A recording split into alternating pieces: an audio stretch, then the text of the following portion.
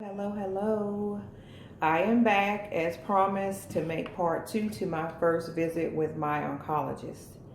Okay, so today was my very first visit with the oncologist to discuss chemo. And going in, honestly, like I'm going to keep this 100 with you the whole time. I went in saying, I don't know. I might do chemo and I might not. I don't know if I want to do chemo. So before we even started and the nurse was doing my vitals, the floodgates just opened up. Now, I'm not going to ever make you think that when you're going through a battle with cancer or any type of sickness, that you're not going to have your moments where you just need to let it out and you find yourself in tears. I don't think tears are a sign of weakness. Tears are a sign of weakness when that's all you do is sit up and cry and you want a pity party and woe is me, and that's just not me. That's not how I choose to deal with things. I choose to be positive. I choose to be strong. I choose to get through this because I know that once it's over, well, I'm not even waiting till it's over. I'm still living my life. I'm alive. I wake up every morning with breath in my body and my health and strength. So I approach it like anything else. It's something that I'm going through, and you either have the choice to get through it or you can just lay down and let it defeat you. I pray that anybody who has to deal with breast cancer has the strength to endure, because it's a lot to endure. I'm not going to act like it's not. And I don't want to make this a long video, but I do want to share some things that I found out from my doctor today about, I know you can't really see this, the different types of cancer, breast cancers. Now, going into this, I thought that cancer was cancer. Everybody that gets breast cancer is the same. We all get breast cancer. We get it treated. We go do chemo.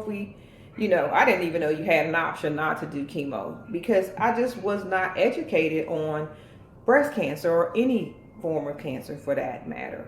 But I thought it was the same for everybody when in fact it's not at all.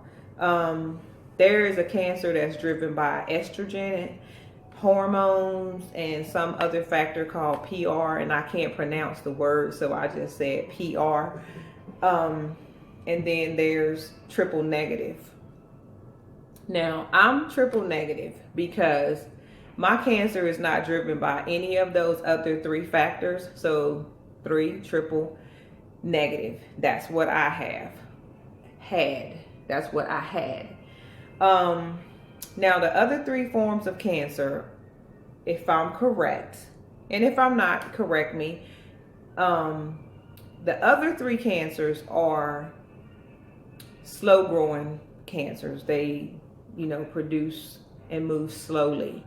Triple negative, that's an aggressive cancer, moves quickly, aggressively. So,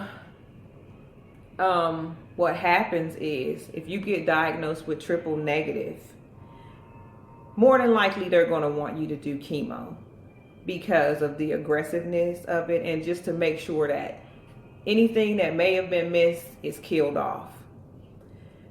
Like I said, going in, I wasn't positive that even with them telling me that I was going to do it, because I was stage 1. The cancer had not spread at all. The tissue that they took out around the cancer and the lymph node that they took out to be tested all came back with clean margins, no cancer found. So that meant that my cancer was gone. Not in remission, not any of that. That the cancer that I had was gone. But there is the possibility that cancer can return. And at my rate that was given was a 25% chance of the cancer returning. And with chemo, it would go down to 9 to 10%. So I'm listening and she's explaining everything, and I'm like, okay. And I'm still kind of like, I'm still not going to do it. So she gives me the chart with the 2 different plans that she has laid out for me. And the first one is harder. The first one is harder to do than the second plan that she laid out. So I'm sitting there and I'm like, okay, if I choose to do it, of course I'm gonna do the second one, because I want to do the one that's the easiest one. That's the one I want to do. And she said, well, if we did a survey, not a survey, they did a test on people with cancer. Half of the people did the first plan and half of the people did the second plan. And they found out that the first plan was way better for, people, especially someone with triple negative, that the first plan, should be their option. But she gives you the option. It's up to me if I want to do it at all, or if I do, which plan I want to do. So I'm like, okay, kind of thinking about it like, okay, maybe I'll just do the second one. And, hey, I did some chemo, should be fine. Do the second one, easy peasy, let's keep living life. So I asked her about the port. I'm like, well, I really don't want to get a port. Even if I consider it, I don't want a port. And she was like, well, you don't have to get a port. You can get something, I forgot what it's called. But she said it's kind of like an IV, except the line is sticking out of your skin. And I'm like, well, I don't think I want to do that. I don't know about all that. And she said, or you can come in every 2 weeks and get an IV in your arm and run it through your veins. She was like, but that's not good, because your veins get hard and you end up not being able to use them anymore. And I'm like, hey, goodness, I don't want to mess up my veins. I don't want to have to get an IV in my neck just to get blood drawn when I go to a regular doctor's office, because, my veins are blowed out and shot. So,